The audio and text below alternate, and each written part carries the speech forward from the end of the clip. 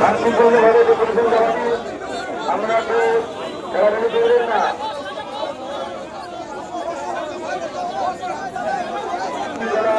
জানবেন না, দয়া করে আমরা খেলাধুলি করবেন না।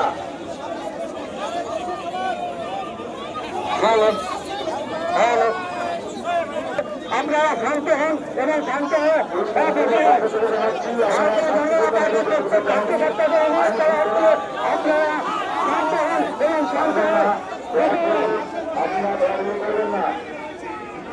ভারতীয় জনতা পার্টির প্রত্যেক কার্যকর্তাকে অনুরোধ ভারতীয় জনতা পার্টির প্রত্যেক কার্যকর্তাকে অনুরোধ করা হচ্ছে আপনারা শান্ত হন এবং শান্ত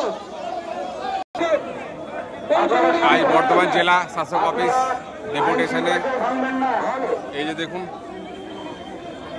চারিদিকে কতগুলো পুলিশ দেওয়া হয়েছে।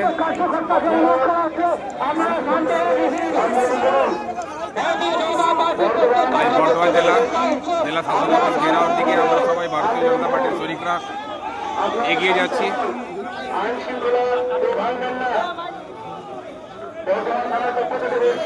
আপনারা শান্ত হন, আপনারা শান্ত হন, আইন শৃঙ্খলা ভাঙবেন না।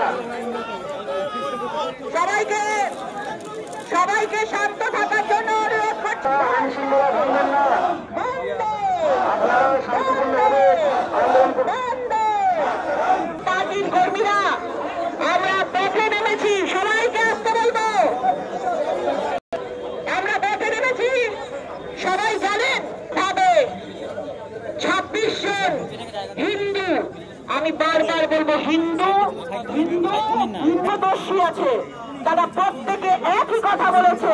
কোথায় বাংলায়, কোথায় গুজরাটে, কোথায় হরিয়ানায়, কোথায় চণ্ডীগড়ে, কোথায় কর্ণাটকে, সবাই এক কথা বলছে যে হিন্দু ধর্ম দেখে দেখে হিন্দু কারা আছে, হিন্দু মুসলিম তাদেরকে গুলি করে হত্যা করা হয়েছে।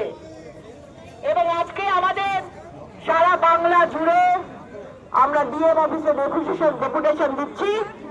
আমাদের একটাই আবেদন যে এই ভারতবর্ষের যত অবৈধ পাকিস্তানিরা রয়েছেন, বিনা কাগজে রয়েছেন, আমাদের বাংলায় তো ঘুরি ঘুরি এরম দেখা যায়। যাদের ভিসা শেষ হয়ে গেছে তাদেরকে অবিলম্বে অ্যাডমিনিস্ট্রেশন প্রশাসন যেন এই বাংলা থেকে, এই দেশ থেকে বাইরে বার করে দেয়, পাকিস্তানে বার করে দেয়। আমাদের কাছে আজকে এটাই আবেদন। কারণ মমতা বন্দ্যোপাধ্যায় আজকে পুষে রেখে দিয়েছেন। দেখেছেন চন্দননগরে 45 বছর ধরে একজন পাকিস্তানি নাগরিক মহিলা তিনি এখানে রয়েছেন। প্রশাসনের কোনো হুঁশি নেই, প্রশাসন শুধু এইসব করতে ব্যস্ত। যারা ভালো কথা বলবে, যারা এইরকম কত লোকজন আমাদের এই ভারতবর্ষে, এই বাংলায় রয়েছে।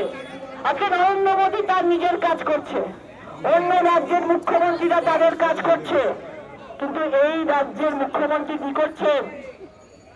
এই রাজ্যের মুখ্যমন্ত্রী আজকে যারা মারা গেছেন, যে 2 জন 3 জন পরিবার, তাদের কাছে কিন্তু একবারের জন্য যায়নি।